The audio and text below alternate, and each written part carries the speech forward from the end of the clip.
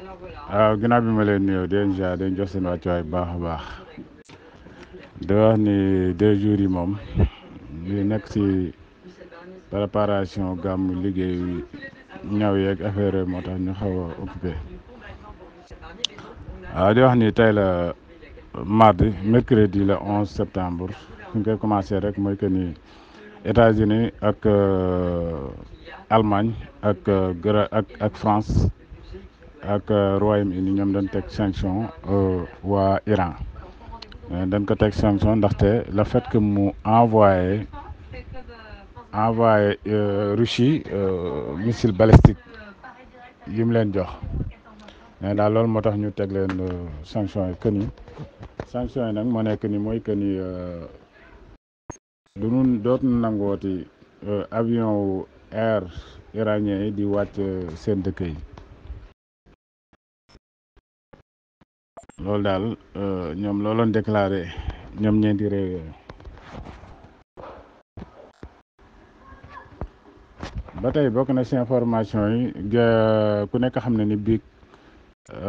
la Donald Trump ak Kamala Harris dem leen doon jàkkaarloo ñoom ñaari candidat yi war a dem élection le mois de novembre.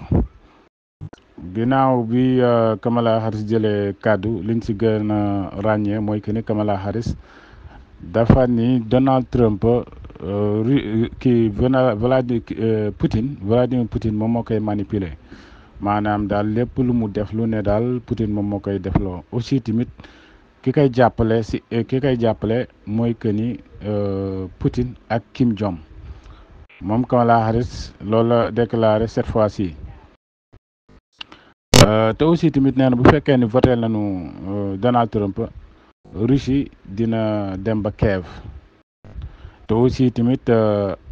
bu demee ba Kiev dana jàll ba jëm Europe maanaam daal guerre bi mu nekk nii moo tax muy wax ku nekk xam na ni Trump li mu yàgg wax mooy que ni bu ñëwee guerre bi dina ko régler si nu mu gën a gaawee mais. ku nekk xam ne ni politique moom boo xasee bay politique moom lépp loo xamante ni dafay tayaloo ñiy voté pour ñu votel sa adversaire da nga koy wax di ko def maanaam daal bu laajee kàcc da ngay kàcc ngeen baal ma si kàddu gi bu laajee manipuler da ngay manipuler lépp daal loolu si politique la mais. ku nekk xam na ni actuellement nii Kamala Harris li mu waxoon dafa leer mooy que ni moom bu ñëwee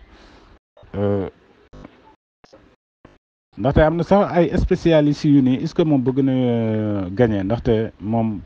mënul bëgg a gagner ba pare wàññeeku ni bu jëlee réew mi comme Joe Biden ni mu yore woon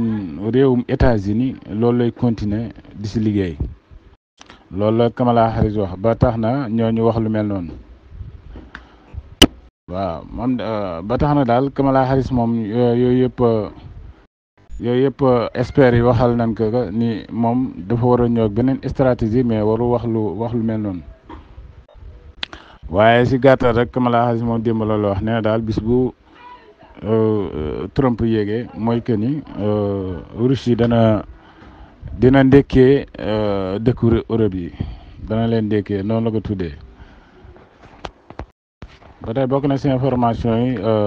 Sergey Shoigu moom conseil sécurité bu russe ñu naan ko Sergey Shoigu moom bu ngeen fàttalikoo nekkoon na fi ministre de la défense nee na Ukraine lu mu néew chaque jour dina perte maximum 28 kilomètres carrés lu mu néew dana ko perte ci journée bi ne ba tax nañ nee na actuellement ni ñoom ñoo ngi gën a accélérer rythme guerre bi ci secteur yu bëri moom la wax moom Shoigu ba tax na Shoigu wax na ni actuellement ni maanaam comme démb ñoom libéré nañu 4 nouvelles localités ci république bu Donetsk bi récupéré nga ko moom na interview boobu mi ngi ko doon def le 10 septembre comme bis ni ko démb ci Russia 24 moom secrétaire bu conseil sécurité bu bu Russie ñu naan ko Shoigu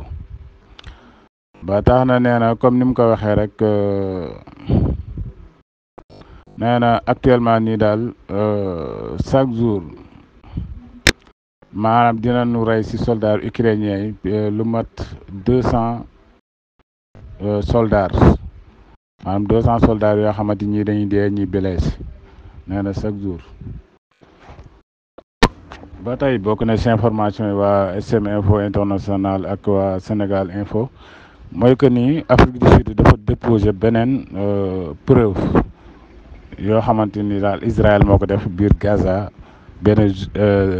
génocide bu doy waar ñoo ngi ko ñoom waa Afrique du Sud nag ñoo ngi ko présenté Cour de la Haye ba tax na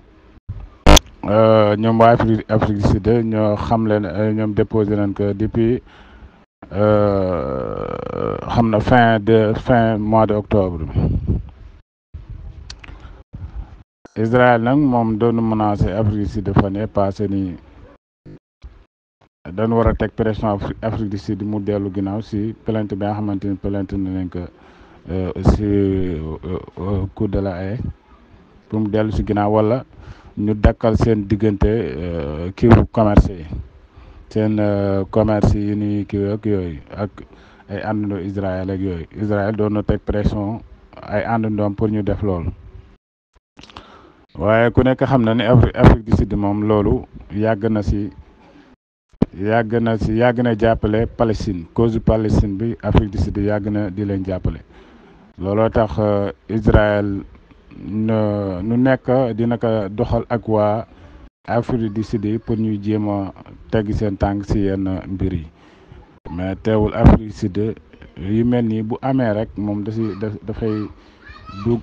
maanaam daal dafay wanewaat boppam ba maanaam daal bokk na si réew yi ni gën a ràññee si ñuy jàppale waa Palestine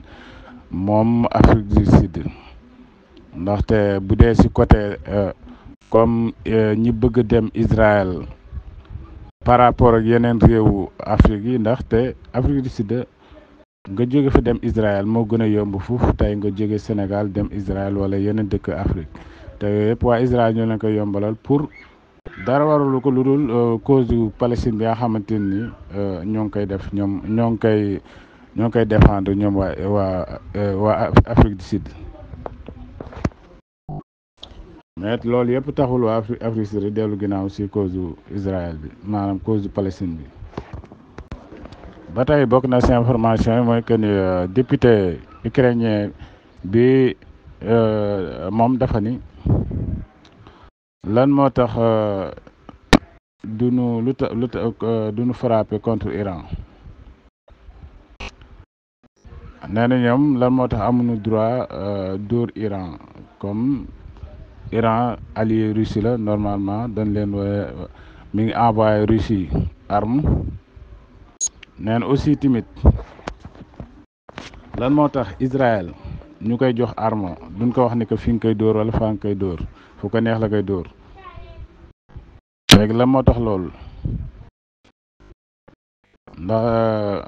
comme Iran mi ngi envoyé waa Russie missile balistique waa Russie di ko dóor fu ko neex Israël ñu koy envoyé ay missile ñu koy dóor fu ko neex te ñoom bu leen envoyé ay missile ñu leen di sàkkal fu ñu koy dóor ak fu ñu ko dul dóor lan moo waral loolu ki wax loolu nag mooy que ni ki déclaré loolu mooy député bi ñu naan que Alexis Gortserenko moom moo wax lu mel noonu. ba tey bokk na ci information yi neenu Corée du Sud moom mi ngi préparé ak en cas guerre entre ñoom ak waa Corée du Nord nee na ñoom ñoo ngi defar seen système anti drone yi contre bépp menace boo xamante ni am na seen diggante ak Corée du Nord nee nag li tax nag ñu gën a ak neen actuellement nii si vendredi bi sud coréen ñoom ñu yor wàllu défense déclaré nu si vendredi bi neen actuellement dañuy déployer seen système anti drone yi nga xamante ni den koy yóbbu si dëkk yu bëri si biir Corée du Sud ndax menace su Corée du Nord yi ndaxte neen 2022 décembre 2022 Corée du Nord dafa dóoroon ay drone yoo xamante ni ñëw na ba biir Séoul te amul benn kii bu ko intercepté loolu nag bokkoon na si leen tiita ba tax na actuellement ni ñu gën a taxaw si côté système de défense yooyu. Oui ça va bien ki wax loolu nag mooy kon seen responsable ministre de la défense bu Corée du Sud moo xam ne lu mel noonu. ba tey bokk na si information yi neenu ki yor wàllu ministère bi yor wàllu défense bu Biélorussie moom dafa déclaré ni plus de 32 000 soldats OTAN ñoo ngi encercler seen frontières yi digganteem ak Biélorussie lu tollu 32 000 soldats. ki wax loolu nag mooy que ni ministre de la défense bu Biélorussie bi Revenko nee na notamment bokk na si force yooyu waa États-Unis bokk nañ si ak waa Europe yi ku si mel président maanaam ku si mel na dëkk yi ñu naan Pologne ak Lituanie ak Lettonie neenu soldaaru OTAN yu bëri ñoo ngi encercler côté boobu. mën na nekk zaaru menace si waa OTAN yi aussi tamit mën na nekk pour jéem a baare pour beneen front bu pour dugg biir Europe ak yooyu lépp mën na si nekk quoi mais yaakaaruma ni OTAN dafa taxaw foofu pour dugg biir Biélorussie mais nag fan yii nii Iran bi mu envoyé missile balistique yi waaw OTAN nee na ñoom loolu maanaam duñ d'accord Russie di ko dóor biir Ukraine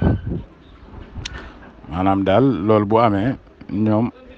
am na nu muy dem mën na dugg ci guerre bi ñoom waa OTAN fekk ba ni déclaré loolu fekk na Iran ñoom envoyé nañ ko bu yàgg. waaw ba tey bokk na ci information yi mooy que ni waa Arabie Saoudi ak Damas dañu commencé waat kiiwaat seen coopération. Arabie Saoudi léegi ubbi na ambassade biir Syrie mook Émirats arabes unis nag depuis conflit bi commencé 2016 si lañ ko arrêté woon seen coopération mais actuellement nii commencé waat noonu seen côté diplomatique yooyu. ba tey bokk na si information yi mooy que ni Shoigu moom dafa déclaré ni fekk armée Russie bi armée ukrainienne bi ñoo ngi biir territoire russe amul benn négociation boo xam te ñoom dinañ ko def ak waa Ukraine. nee na bien vrai que nag Ukraine dafa dugg région bu Kursk pour ñu waxtaan mais fekk ñoom ñoo ngi biir région bu Kursk benn waxtaan du am. waaye fi ñu koy jeexalee rek mooy que ni ki nga xamante ni moo remplacé Jens Stoltenberg ci OTAN kooku dina commencé liggéeyam le 1er octobre ñu naan ko Mark Rutte moom moo remplacé Jens Stoltenberg ci biir OTAN. Jens Stoltenberg nag moom mandat am jeexoon na bu yàgg mais njiitu OTAN ñi ne membre OTAN ñoom ñoo ko mainteniroon pour mu jiite OTAN ba ci kanam pour guerre Russie Ukraine beeg yooyu moom moo taxoon ñu maintenir ko ba jamono yi. di wax ni foofu laa leen di tàggoo di nuyu gars yëpp di leen ziar di nuyu surtout waa SM Info International ak waa Sénégal Info ak bépp groupe boo xamante ni information yi ma ngi fay tàbbi rek maa ngi leen di nuyu sëñ Diaw bokk ci Dunia. waaw sëñ Diaw ñoo ngi koy nuyu bu baax a baax comme ni ma koy waxee di nuyu gaa yëpp moom nag si membre Sénégal Info yi la bokk di wax ni temps yëpp nag information bi tax jàll nekk si comme ni nga koy waxee rek yi tey mbirum gàmm gi rek moo tax liggéey gàmm geeg yooyu waaw di wax ni xam naa foofu na leen di tàggu di wax ni jaam ak jaam bu suba ak jaam wala boog bu na amee jot incha allah peut-être guddi mën